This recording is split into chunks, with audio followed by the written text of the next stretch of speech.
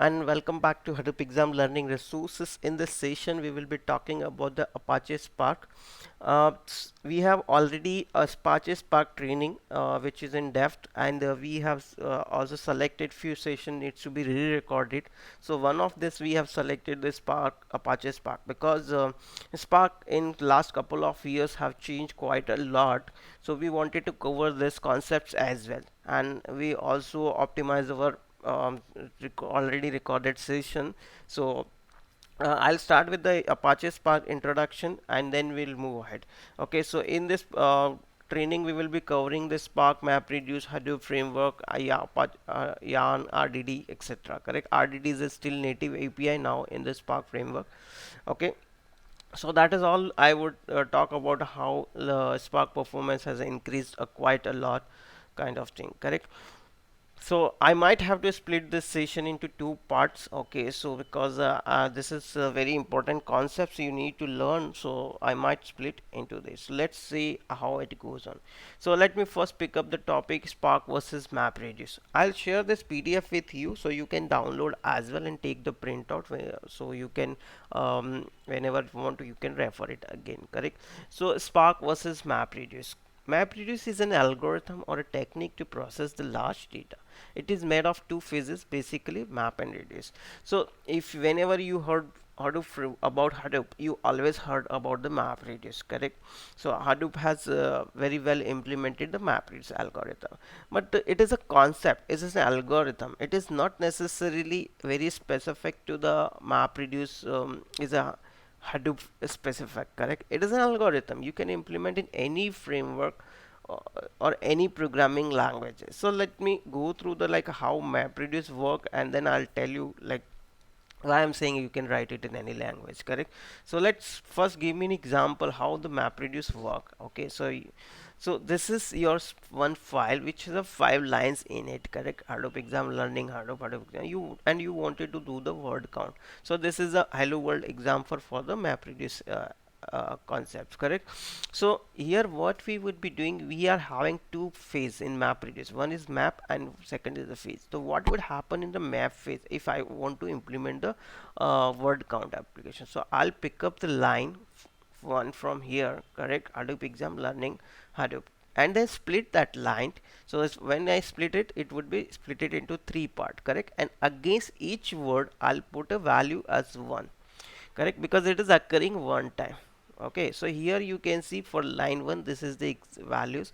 Hadoop exam occur one time, learning occur one time, Hadoop occur one time. Similarly we do for the second line, the same thing we are going to do for the this second line, and this is third line. So same thing we would be doing. So this is your map phase. Why map phase? Because it creates a map is a key and value. Your word would be your key and value is the its count 1, correct? Now let's move further and take the reduce phase. In the reduce phase what we will be doing, like whatever the word occurring will make as a key and all the values will sum it up, correct? So Hadoop exam 1 here, 1 here. So Hadoop exam 1 here will take all this value and do the summation of this. This is a reducing phase because we are reducing. So you can see this was spread, correct, across the various partitions you can say, and then we are reducing it to the single partition or whatever, say not partition, don't use this partition word, actually it's like I'm reducing, okay, and creating the this kind of summation, and final result would be produced like this. So Hadoop exam uh, occurs 5 times, learning occurs 5 times, Hadoop occurs one time, and then finally save this result to the disk. Okay, so that is what the entire your MapReduce algorithm is about conceptually. Okay, you can have a very big things doing in that. So this is to just to understand. So this is word count example is known as a hello world for the MapReduce algorithm, correct? So that is what the concept here. Okay, so you see this thing you can write in any programming language, correct? I'm not saying it is a just MapReduce is it Hadoop specific, correct? So they have written in the Java actually, but you can write the same thing in Scala, Python, C++, etc., correct? You can in your single JVM application you can do this. Then why we need Hadoop here, correct? So that is the question. So you can write this logic in any program. Why Hadoop? Now assume this file is 10 terabytes in size or 1 terabyte in size, and you want to implement the same thing. word count example. So if you do like 10 terabytes, if you have to do this, so this would take a lot of time if you do in your single Java program, even if you do the multi-threaded, correct? So because the 1 terabyte file, first like your disk on your computer itself is not that big, correct? 1 terabyte storing and kind of thing, correct? So if you have to write this MapReduce algorithm on 10 terabytes of data using Java multi-threaded code can take more than 24 hours to solve such a problem. So we cannot wait for 24 hours to solve our problem, correct? So that is the big data problems nowadays, correct? You want to solve your problem as soon as possible, like 24 hours, even some things is required in real time, correct? So it's a batch processing, it is fine kind of thing, but for real time this is not acceptable, correct? So that's where the Hadoop comes into the picture. So Hadoop is not a single node processor, correct? You can you can install on the single node Hadoop, then it is not advantageous, correct? Then you better go your single machine Java application, that would be helpful. But if you want to do process bigger file and you want to have like cluster of 1,000 nodes, like more than one node, okay? If you want to, like you can have 5 nodes, you can have 10 nodes, you can have 1,000. Here node means you can assume one computer, okay? So Hadoop has an API to run MapReduce algorithm on more than one computer. You can do in your Java programming as well, but you have to write the entire logic how to communicate between these two nodes, among the nodes, how to accumulate the result from all the nodes and then generate the final output, correct? So that is all have already been written into the MapReduce algorithm of the Hadoop. uh, okay, MapReduce implementation of the Hadoop. So where that is the advantages. If you need to process 10 terabytes of data, then MapReduce algorithm implemented by the Apache Hadoop, you can use that and you can process it in a very less time. So all the communication between the nodes, correct? So let me tell you what I mean here exactly. Okay, so let's assume it we have, this is 10 terabyte file, correct? This is your computers. Let's assume it only 5 node computers you have, correct? Here, which are connected with each other, and you want to sort 10 terabytes. So 2 terabytes, this machine is sorting 2 terabytes, this machine is sorting, like every machine is sorting 2 terabytes, correct, and generating the word count. But final output needs to be accumulated from this machine, this and this. All machines results needs to be accumulated and finally produce the your sorted 10 terabytes data, correct? Or word count, whatever you wanted to do. You can do the sorting as well, you can do word count as well, correct? Whatever algorithm you want to implement using the MapReduce API. So the communication between this node accumulating final result and submitting the uh, our algorithms, etc., is already implemented by the Hadoop, which that's the reason you are not using even you can do your own everything whatever Hadoop is doing, correct? Somebody has written this thing, so you can also write it, but why would you do that, correct? So that is again, here they are running Java processes only, correct? On each machine they are running the Java processes to do the sorting, but to accumulate the result, whatever word count you have done, correct, that result needs to be accumulated and final result should be produced on the 10 terabytes of data. So that MapReduce API is written in the Hadoop framework, correct? So and this job can be finished within instead of 24 hours, it can be finished in the 1 hour, okay? Which is like you have reduced from 24 hours to the 1 hour, but it is still slow. Nowadays it is compared like to sort 10 terabytes of data it takes if 1 hour, then it is not acceptable. So where the innovation of the Spark comes into the picture, okay?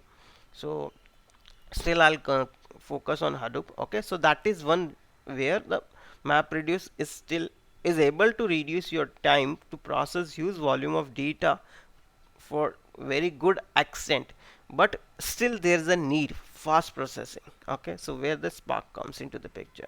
Now what is other things in the Hadoop framework, like it's like, as I mentioned previously, MapReduce is a computation engine. Similarly, Spark engine itself is a computation engine. So why people are still using the Hadoop framework if Spark is faster than the Hadoop? Because one is MapReduce is still good, and for many Hive data processing and etc. is being done, you still MapReduce. So many things are there which is still being done on the MapReduce. Already companies have deployed the Hadoop and written the MapReduce things, kind of thing. Okay, so that's the reason. And the other major thing which is Hadoop provides is a Hadoop as a storage. You, if you want to store 10 terabytes of data, how would you store in your single computer? Your single computer can accumulate only 1 terabyte or 2 terabytes, correct? This hard disk you see, correct? Or you will network attached storage you are using it, correct? So that is true. Network attached storage would support, correct, but it won't easily support the processing the data and kind of thing. So what Hadoop framework has created is a HDFS file system. So HDFS file system name suggests Hadoop distributed file system. So whatever file you have 10 terabytes of file, correct? So what it does, it would break this 10 terabyte file into block of 256 gigs. Okay, 256 size GB block size it would create it, and that block would be saved here as a separate, and Hadoop maintain where each block is stored. It split your file into the multiple part, correct, and then each block would be stored on any node in your cluster, correct. So Hadoop work as a storage engine as well. So that is one of the major use nowadays, is a storage engine of the Hadoop framework. So if you have like petabytes of data or zettabytes of data, correct, and you want to process as well, it's just not point to store it and then keep idle, correct, you want to process it. So this Hadoop framework can store this huge volume of data using the HDFS file system. How it is storing and everything detail I cannot go, we have Hadoop professional training on hadoopexam.com. You go over there and you can check it out in depth. We have, because that is very specific to Hadoop. Okay, so here I wanted to teach you like only Spark, where the Spark comes into the picture with compared to the Hadoop framework. That's the reason I'm explaining this stuff. Okay, so HDFS is a Hadoop distributed file system. How would you store 10 terabyte of files in a single computer, correct? Hadoop computer each will store of data 1 terabytes of data, kind of one just example I'm saying, like it would be splitted and each computer will store your 1 terabyte of data. So if you have 10 computers, so you can easily store the 10 terabytes of data, and Hadoop maintains like which file is stored on which node, and whenever you want to read the entire file, it will tell you, you read from this node, you will get your entire file. That is the information is available. So that is where the Hadoop is still uses. You know, Hadoop has completed more than 12 years. It is no more a new technology. Okay, it's very well mature technology, and like more than a decade is completed, correct. So which is I wanted to explicitly mention here, so I've written this. So what is the philosophy again in the Hadoop framework which has changed with the legacy approaches? Now you see your 1 terabytes of data is stored on each node on the computer, correct. So now if you want to process the 10 terabytes of data, generally what you do when you are like, let me tell you, like you have a Oracle database, correct, and inside that employee table, and you want to do some calculation. So what you do, you select data from this table, do some calculation on this data, your in JVM, correct, you will bring this data in JVM, correct, and then process this data whatever you want to do this, and once you are complete, either you would save it back, or whatever report you would generate, you would generate that report, correct. So here what you are seeing, the you are sending data to the process. Your JVM is a process, Java process, and you are sending this data to the process. This philosophy has changed in the Hadoop framework. What Hadoop framework says, I have 10 terabytes of data. I cannot send this much data on this JVM, correct? And this JVM has no capacity to handle so much data even. So what you do, I'll keep data on the same computer as it was, like in the 10 computer if you have this data, correct? So what you do, these are all connected, let's assume it. You send your Java code to me. Your Java code you send on this machine. I'll spawn the processes to process the data whatever stored on this machine, correct? This disk is attached, let's assume it on this machine. All machine has a disk attached, correct? So these are attached. So what they are saying, give me your Java code, I'll process on this data and produce the result. So every computer will produce the result, correct? This run the Java process, and I'm not going to send you 10 terabytes of data to this JVM. You give me your code, I'll process it and then finish it out and give you the result whatever you wanted. Data would remain on this HDFS file system. Okay, final result, if you want it, I can also save it onto the my HDFS file system because its volume is high, correct? So that is where the philosophy has changed in the Hadoop framework. Spelling, I'm not 100% sure this philosophy is correct or not. Okay. uh, okay, so now this is your Java code you send to the Hadoop framework, Hadoop cluster, and this on each node as a task, individual task that would be processed. So that is the philosophy has changed in the Hadoop framework.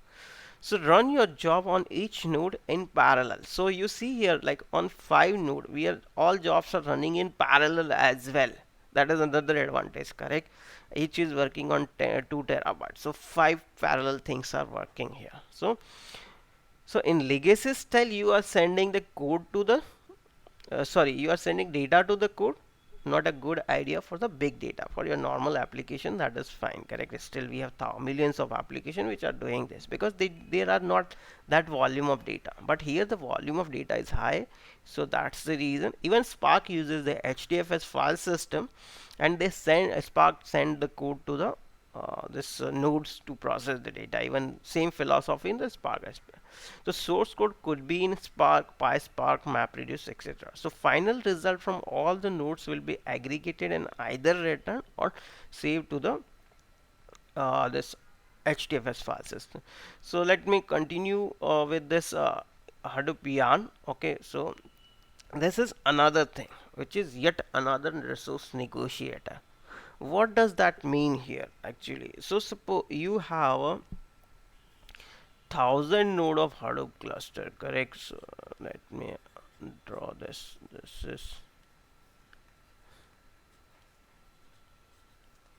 This is 1000 nodes of Hadoop cluster. These are all connected, correct? So now you want to submit your Java code onto this. Now how to submit, which computer? This computer has 256 GB RAM, this has 128 GB RAM, this has 16 GB RAM, this has 256 GB RAM, this has let's say 32 GB RAM, correct? And this has 16 GB RAM. This is a hybrid node cluster, heterogeneous cluster, correct? So how would know, like every data cannot be same amount of data cannot be processed with this each computer, correct? This has 256 GB RAM, 16 CPU. So this has a very high capacity. This has less capacity. This even less capacity. This is even less capacity, and this is high capacity. So who would make sure like this computer can process okay this much amount of data, this computer can process this much amount of data, this capacity, like based on capacity. I'm just giving a conceptual idea. Okay, so so where the yarn come into the picture, yet another resource negotiator. So whenever you submit your application to run on this Hadoop cluster, you will go through yarn, and yarn is responsible to tell you you will get this much resource from this node, you will get this much resource from this node, this much resource from this node. So and then you submit your job on this particular node, so that would be completed again. So that is where the yet another resource negotiator would have come into the picture to manage the resources in the your Hadoop cluster. So HDFS is to storing the file. Yarn is a cluster manager. You can say it is a cluster manager to manage your cluster and allocating the resources, like how much resources processed by whom, and any node crashes, then kind of thing. This all information would be Yarn would be handling, correct, while submitting your application, correct. So that is managing more than 10,000 node in Hadoop cluster, assigning resources from 10,000 nodes to a particular job. Like you are having hundreds of jobs, such jobs running. So which jobs get how much resource, correct? That is the requirement. So Yarn would help in this. So if you want to learn more in depth about the Yarn, how resource scheduling and etc. would be done by the Yarn, because that is required in the while if you're running your job on the Hadoop framework as well using a Spark job, then also this is required, correct. So just I'm giving the basic knowledge which is required for you to understand, because I'll move ahead and tell you further when we'll move the Spark again section, correct. So if you are requiring thousands of jobs on 10,000 nodes, which node process what, how many nodes will be used for each job, etc. So this all will be managed by the Yarn, correct. So that's all about this session. Okay, I'll stop now. I don't want to make this session longer, so I'll cover the next part in the next session. Okay, so thanks for watching, and I hope you like this session. If you're watching on YouTube, don't forget to subscribe it again. And also I wanted to mention you, like, keep visiting hadoopexam.com if you want to learn more about this Hadoop, Spark. These are all available trainings we do have. We are keep adding interview question books, trainings, certification preparation materials, etc. So this is available for you. You can subscribe from the hadoopexam.com and you can use it. So these are all material. You on the home page only we have listed currently everything whatever is available on the Hadoop with the hadoopexam.com, correct. So we are keep adding kind of thing. Even you can go for annual subscription kind of thing, semi-annual subscription, etc. So thanks for watching, and please don't forget to refer your friend about hadoopexam.com. Thank you.